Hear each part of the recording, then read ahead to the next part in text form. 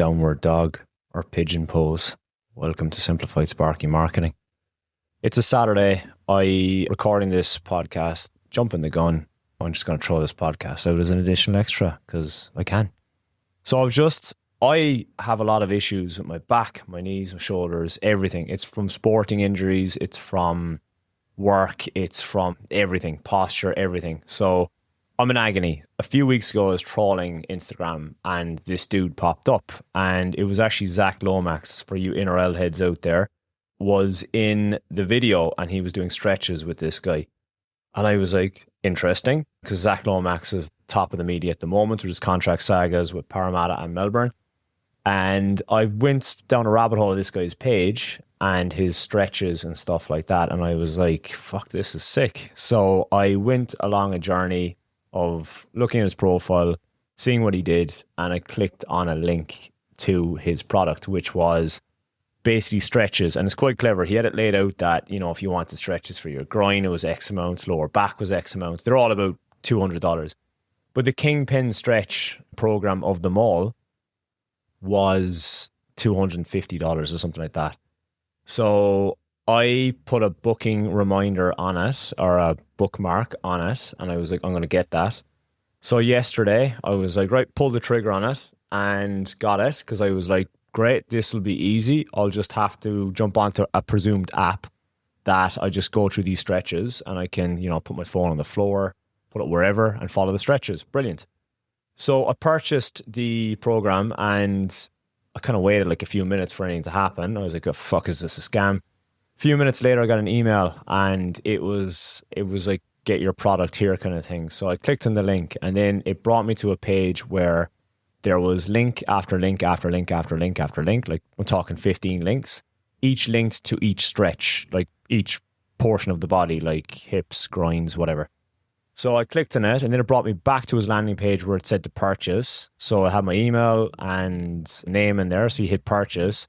Then it would send another email back to your email, and you would then unlock those on your email. So then what you had to do to watch the video was you scroll down, you clicked whatever the link was, .mov for movie. You click that, then it downloaded it to your desktop, and you look at it, and I was just like, this is fucking horrible user experience, because this is where it comes into with your clients and just removing friction where possible and just giving a good customer's experience. So in the program that I run, I use a software, and all the videos and stuff are housed in there for the members to watch. There's a plug.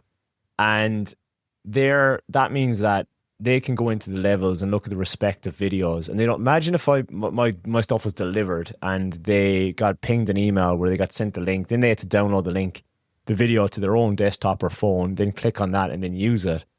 But with this, it's seamless. You just go out, click it, go to the next one, load the video instantly, and it's a horrible user experience. And I think like that's where the ball is dropped a lot. With like, some people might have a really good customer experience from the get-go, and then it might be seriously clumpy of even trying to get a payment. Payment is such a big thing that people do so much hard work around the other aspects of their electrical business. And then when it comes to payment, the most important thing about your business is getting paid.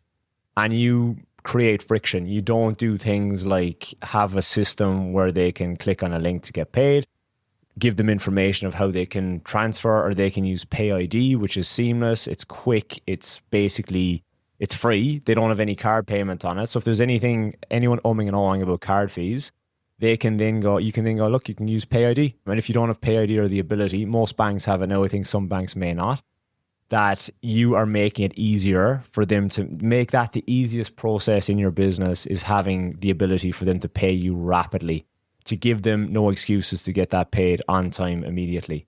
And I just thought, it's just like, I now look at that with overwhelm. I'm not that people are going to overwhelmed with the payment, but I look at that now and I'm like, I just wanted something that I could pick up my phone, pull out some sort of an app or something in the morning, in the evening, get a mat, and then put it in front of me and do these stretches. Now I'm like, I don't even know how I'm going to fucking maneuver this. Like, I literally might have to do this in my own group to actually make a module where I drag his videos in there. And that's probably what I'm going to have to do. But Yeah, it's just removing friction. Like I now look at this of being like, for fuck's sakes, I was like, this is shit. I was like, the guy's got all the right stuff. He's got all the gear. And now it's just like it's making it really difficult as a user experience to do this. And this is what's reflected is like, what in your business are you making it difficult for the customer to do? Is it finding a form on your website? Is it getting payment? Is it letting them know that the job is booked in? Do you ever get that where you've got a dental appointment and you book it 6 months in advance or something like that, and you don't get a notification, and next thing the dentist is ringing you that evening saying, hey, where are you? And you're like, fuck, that was 6 months ago. How was I meant to remember that? You should have sent the booking reminder or booking confirmation. And that's exactly what my dentist does. In it, like a week out, he will send you a booking thing. You reply with a Y if you're going to make it. If you don't reply, they cancel the appointment.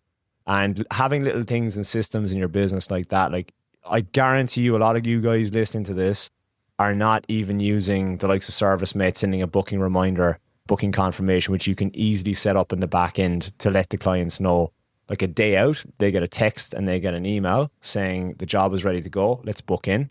Or the job is good to go, we're going to see you tomorrow. You can put your own custom message in there.